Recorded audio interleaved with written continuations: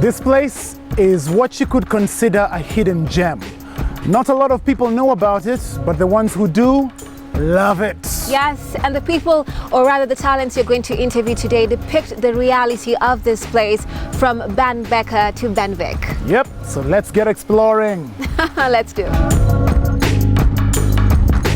Becky and Carol formed the duo that is Beca. Two young ladies who met at a music audition and formed a best friendship that began their powerful music collaboration. Becky and Carol have performed as background singers for some of the biggest artists in Nairobi.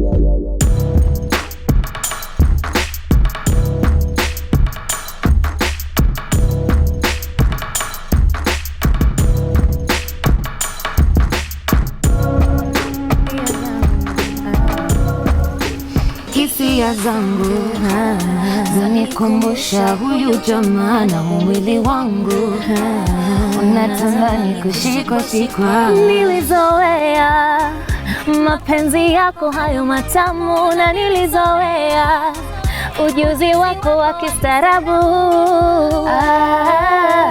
Mapenzi yetu yalivyonawiri, lakini sasa umbali na mimi naumia. That guy. What are you doing here? Hey, I was in the neighborhood. Wow. How are you doing? We're having a picnic, as you can see. Clearly, may I join? Yeah, you can join. Loving the weather. Yeah, weather is good. I know. I want to know first and foremost. Yeah. Okay, the band Beca. Yes.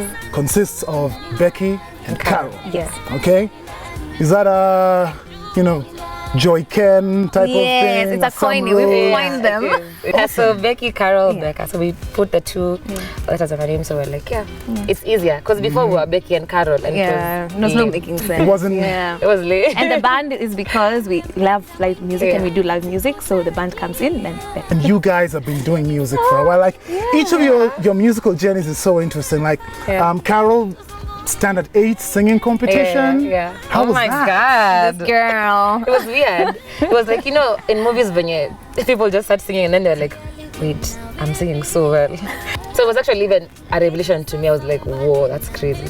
And Becky, I was shocked. Your dad, Abedi, did .com Lady. Like, this is how big that song was, okay? Did you ever record songs like with your dad? Yes, my first time going to studio I was 6 years old. 6? Yeah. Wow. So imagine we had studio in the house. He used to do production in the house. So every time I just hear music when I'm in the potty, I just like, I'm just singing. So it just happened. It was just natural, What are some of the things that you were singing about though at that age? Is it about boys? Is it about class? No, of course not. I was doing gospel and I was doing about nature, like community. Take care of your trees and communities. You guys first met at Sauti Academy? Yeah. Yeah, and from there just been... Just clicked. Yeah. Like, we just met on day one. Yeah. Day one? Yeah, for auditions. That's how we just became friends. We clicked and then we're just talking every day. Yeah. Then we're like, let's do something because our voices were always so good together. Yeah. So we decided doing covers. Actually, everyone in class was taking advantage of us because our voices are blending. So they were like, please do BGVs for us. Yeah, so we did BGVs for everyone in our class. For us, it was also a practice. Like we were also now learning more of our voices and how to blend, like those things, Yeah, it's actually a good thing to be put in such a situation, right? You get to learn on the job and quick thinking. That works. And you guys mentioned that you were doing a lot of BGVs, like for your classmates, and you've done the whole background vocal. For you, nina ukimia ujana wangu jenge mahuma nawe zai watoto nawe wale pamoja nawe. Yeah, we did it for like I think 2 years. People. Yeah, for artists we did It's Big, the Radio Weasel came to Kenya. We did for them. Heritage. Yeah, we did Sport Pesa festival for all the artists who are performing there, like Nameless, like the big names. Like for us, it's like oh my God, it was a big dream, So cool. So then I remember like one of our biggest dreams was like BGV in Coke Studio. Yeah. Wow. Yes. And you guys did a thing with AKA Olamide. Yes. And then so we for got us, we knew that we really want to, because our BGV techniques were on the top. So we're like, next we want to BGV in Coke Studio. But now we went as artists. Like, God is so great. That was may I have some? Of course. Thank you. You want bananas or grapes? Just one though. Just one. Carol, come on. Lovely. Okay. I dig it. Hey, guys. Yeah. Here's the thing. You did a lot of background vocals. Yeah. For years, you guys had already blended. You're now pals. You know, you get each other. And so now the band Beca comes up with a track. What was the first one? It was Talker.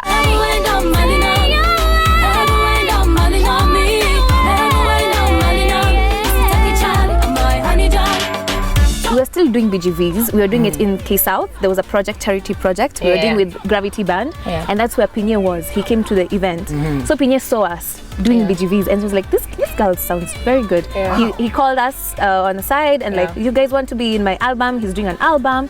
We're like, "Sure, we want to be part of it." So now I want you guys to stop BGVing. Yeah. I want you guys to be your own Now artist. be your artist. Yeah. Yeah, I thought that was a tough decision. Actually, imagine we actually took time to think about it. We took time to think about it. At the same time, we were scared and we want to do we're it. really Like scared. it's here, it's now. Like you have to do it.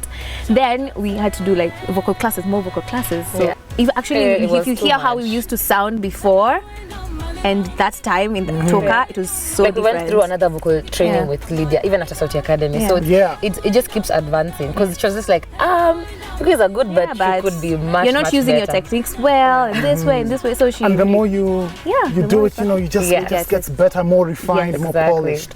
And you know, there was a time when even, and you even mentioned it in your latest song about people being like, whatever happened to the band? Yes, exactly. I know, like what happened to us? Beca kwani vipi hii mziki mliacha? Question mark. Mnafanana kwani nyinyi pia huwaga mapacha? Question mark. There was like a moment when you were here and then we didn't hear much. Yeah, so what was going on during that time? So that time we had parted ways with Pinye because that was after Coke Studio. Yeah, after we did Coke Studio, then we parted ways. But at that time now we were learning how to manage ourselves. Yeah, like so we were solo. And everything we were doing easy, ourselves. You know, you're used to having a team. Then they do this for you. They get you interviews. They organize the press release and everything. Yeah. So now we're doing everything. Now you have to do all that, and on top of it, you still have the music, which is the main thing. Exactly. So it was quite a struggle. It was a struggle. But we tried. I mean, we really tried to at least release like 2 songs that year. Yeah. Of course, now the problem was like maybe there were 2 parted away. But like we tried. We really tried. So you mentioned, Carol, about the recent collaboration that you had. The collaboration you guys did with Eric Omondi. I like that you said collaboration. Because first, I have to say, collaboration, how important is it in in artistry in general? Not even just as the band Beca. How important do you feel collaboration is? It really helps as 2 brands come together with different ideas, different fan bases to work together. It really works. So like with the whole wife material thing that you guys went through, and apparently you guys just entered it for fun. Imagine. But like the day before that, we're talking about like how to boost our numbers on social media because we wanted to release actually an EP at first. Yeah, it was an EP. Yeah, and so we didn't really have the numbers. Yeah. And our page was like sort of going down. So we're trying to look for ways to revive it. True that. Yeah. So that was, and we saw like, actually, and it's worked, right? Yes. I mean, a lot more people got onto your radar. I saw a couple of articles saying, "Oh my God, I thought they were dead." Well, they didn't say the exact words, but they were like, "Oh, this band died." Actually, so many people didn't know Band Beca. Many people have had Band Beca, but they didn't know this people was know Band Beca. Brade, but they don't know Band Beca. They know Kid Nandani, but they don't know Band Beca. So it was more of now putting the face and the everything together. Everything's all together, and now you've got the album coming out. Yes. Beca Fever. The EP which turned to an album. So actually, our album is about girl empowerment, women empowerment. So there's so many collabs with women there. Yeah, it's actually an all-female album. All female. Because we really like that when women work together and support each other, especially in the music industry, we don't see that much. It doesn't happen as much. It really makes sense that women can work together and support each other. So it's interesting. Tell me about a memorable thing that's ever happened for you guys performance-wise, like during a performance. But like that's what crazy is we got arrested while performing. Whilst performing. Like in the middle of the song. And then the song that we were performing was the reggae one. What's it called? It's not possible. I am not guilty. It was so weird. It was like they were on cue to come and get us. Imagine they waited. They're just like, no. I But hold on. Why were you arrested? See, because of Neema. Okay, the club where we were doing regulars, they had an issue with the previous people who were performing there making noise. So they had so many complaints. We came there as new people, then we were caught by Neema, yeah? So that like, you two girls were singing. We slept in a cell, by the way. Slept in a cell? Yeah, the whole night. We thought it was a joke, actually. We cried the whole night. We cried the whole night. We're just crying. I'm saying Carol. We're just crying. And honestly, this thing you guys have, I love it. May it stay that way. You're gonna make us cry. You guys have inspired me. I mean, I'm not a big fan of nature, but I like this vibe that you guys have. For sure. I think I'm gonna go out and go for a little walk over there. Are you going to find hyenas? Okay. Yeah, but it's during the day. It's fine. Well, don't worry. Find hyenas. During the Call us. Like just call us.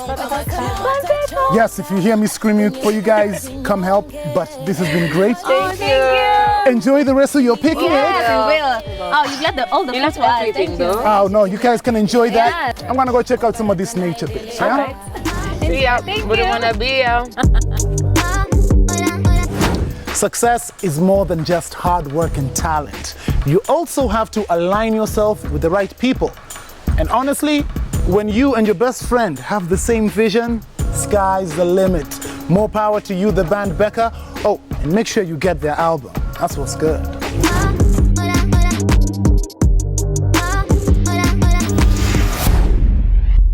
BV Accurate is a hip-hop artist known for his diverse range, cutting across audiences from the hood to the suburbs with a strong understanding that hip-hop is too highly personal but also belongs to all of us. BV is fiercely focused on his business with more than 8 years in the game.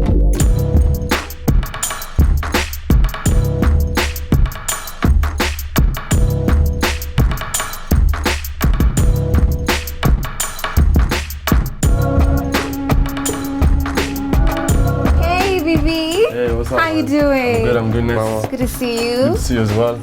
Okay, I really like your perspective on hip-hop. You know, you keep saying that because you came into the scene, you found that, of course, you know, the culture is there. Yeah. But then you wanted to create something very specific, and you were organizing events. Yes, I was doing events. Yes. Yes, so like, I remember I started in high school with some well-known artists right now. Yes. Yeah, so like, we had this group called Crew Teflon, and after high school there was the uni where guys had to now, different guys are going to different countries, so of course if you're a crew at that moment, like that can't continue.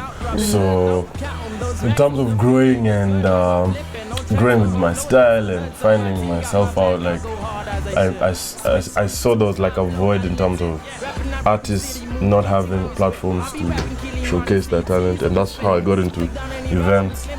Did a lot of gigs. That's back in 2016, 2016, 2015. Did a lot of gigs. Made a lot of friends, like artists, you know, and like you had reach out, and it was just to like create this culture where artists can get a platform to perform and also get something small, you know, some. I see. Yeah. So from all that, I'm sure you have a definition in your own perspective and understanding of what hip-hop in Kenya is. Yeah. And that's what I need to hear today, because we feel like we had a sound during the Kalamashaka era. Yes. And the other artists had Stone and the like. Yes. But I feel going forward, you know, of course people are more creative, they've come up with their own personal sounds, and then there's New Nairobi. So what exactly do you feel, you know, is your understanding on the culture, or what like hip-hop is supposed to be in Kenya right now? In terms of what's going on right now, in terms of what's being put out right now, I feel like a lot of the stuff that's being put out is just basically off of the history of hip-hop, where, you know, dope beat, dope video, and you just put it out the way you feel like your mta yenyu venye mna feel. Like I've seen there's some kids from Buru, they're called Brooklyn boys. Yes. Yeah, they've come with their own drill sound, which is pretty awesome. Kenya, as in terms of the hip hop side of things, like we explore a lot. We don't limit ourselves. The guys who rap old school right now, and they have their own fans. You know, true. And the guys who do the drill, the UK drill, and the guys who do the the new school trap. And I feel like as the hip hop community these days, there's more harmony, you know, and less beef between artists. Yeah, so we're in a good place, and in terms of having a sound, I don't feel like having a sound even like really matters. It's not that deep. You said something in your past interviews that I found very interesting. As long as you're making a contribution to music as of now, in a very different way, you're part of New Nairobi. Exactly. That's exactly what I said. That's exactly what I said. So and I agree with the statement. Like, it's pretty dope. I feel like a unified industry is a powerful industry. You know what I'm saying? So I really want to get to understand your creative process, because I feel like you're so diverse. I mean, in other parts you sound so hood, and you can sound so urban. How you feel living life, looking left, looking right as the coast clear? How you feel living life, looking right at the first near not me? And the way we say it here is like, we say you are, ni babi, ama ni ghetto, you know, but like I can't tell why. I'll just listen to you and I'm like, this guy is so dope. And then you can sound so international and far away from here. And then you sound like, hey, Nimsewe too, you know. So I want to understand your creative process and, what goes through your mind when you're making music. Okay, so I've been in the industry since 2011. That's 10 years, I think, right? So I reckon in those 10 years, you learn that there's nothing wrong about being Kenyan in your music and representing the local languages, which are English and Swahili. My creative process when I'm coming down with lyrics, if the beat is like an R&B, slow R&B, and I'm doing a collabo, of course I have to come with my R&B singing type of stuff. If the beat is like, let's say, a Chris Kaiga's in a nice instrumental, then I know this is the approach. I have to approach it like this. Because if I approach it like this with the Swahili and the local language, then guys will be like, oh yeah, this is cool. So in terms of the music, like, people accept what they like. I see. Like Enjoyment, they loved it. Then the English stuff, there's a group of people that love it. So it's just being able to adapt to what's appealing to the masses. I see. And not confining yourself in one. You've done a collaboration with, of course, Wakadinali. Right? And they do really hard hip hop, and they speak about, the society they live in, the experiences, and they're hood. Be careful who you beef with. I was only 9 when I was caught shoplifting. I had to check on my neighbors to stop snitching. Now I'm giving back. I've been there. Yes, and definitely not apologetic about it.